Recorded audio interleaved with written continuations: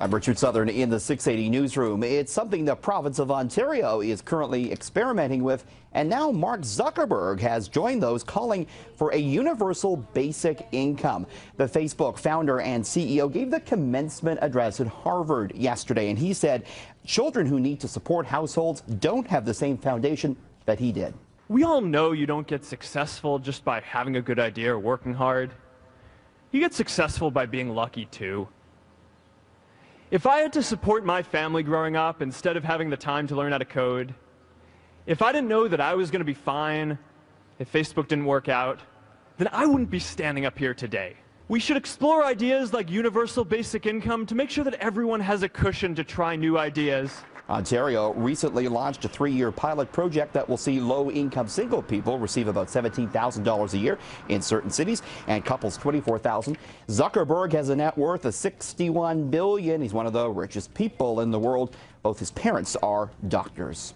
Well, you got to wonder if we're going to see this here in Canada when we legalize marijuana for recreational use next year. In the U.S., business is booming for recreational pot. Take a look at these numbers. Last year, U.S. consumers spent about $5 billion on legal marijuana. That makes U.S. marijuana sales bigger than erectile dysfunction drugs like Viagra, bigger than paid music streaming services like Apple Music, bigger than tequila, bigger than Girl Scout cookies, and experts say this year, U.S. marijuana sales could surpass Doritos, Cheetos, frozen pizza, and ice cream. Well, are you planning a round of golf this week?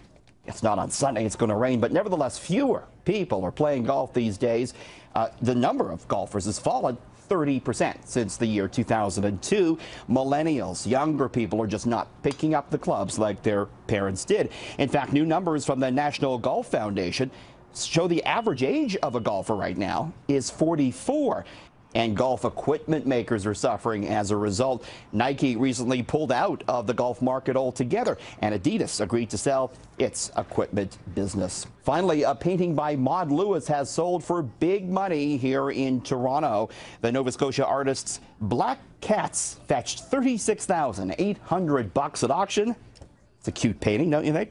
It went for 5 times the auction estimate. I really like this one. Of course, Maud Lewis sold paintings near her home in Nova Scotia for as little as $2 and $3. She passed away in 1970, and she's the subject of a biopic starring Ethan Hawke. Hope you have yourself a perfect weekend. In the 680 newsroom, Richard Southern, City News.